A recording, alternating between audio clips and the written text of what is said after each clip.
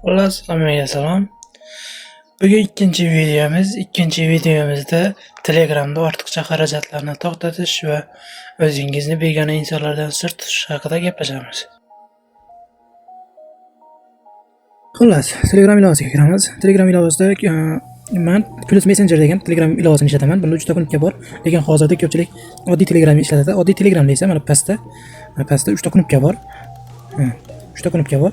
Shu 3 ta kunutkadan настройка bo'limiga o'tamiz.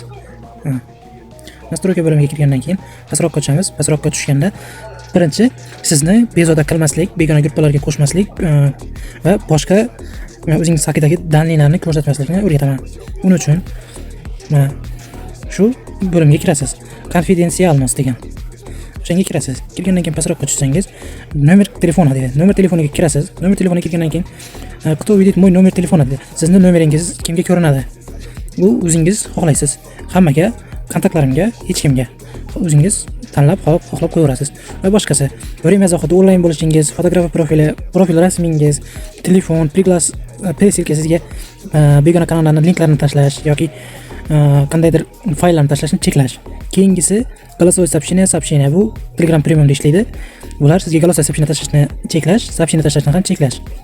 Keyingisi день рождения, подарки о себе, сохранение muzika. Bular tug'ilgan kuningizni ko'rsatmaslik yoki sizga qilingan podarkalarni ko'rsatmaslik, yo o себе sizni biografiyangizni o'qimaslik. O'shani o'zingiz hal qilib qo'yishingiz mumkin. Keyingisi oxirida mana приглашение. Shu приглашениеga kirasiz. Приглашениеda men o'chirib qo'yganman. Кто может пригласить меня? Nima degani? Sizni begona kanallar, gruppalarga qo'shmaslik uchun shuni niktoga bosib qo'yishingiz kerak bo'ladi. Niktosiga bosib qo'yishingiz kerak bo'ladi. O'shanda sizni begona kanallarga, gruppalarga qo'shmaydi. Keyingisi ortiqcha xarajatlarni yo'qotishni xohlasangiz, данные и память bo'limiga kirasiz. Данные и память bo'limiga kirgandan keyin bu yerda через мобильный сеть, через сеть Wi-Fi degan bo'limi bor.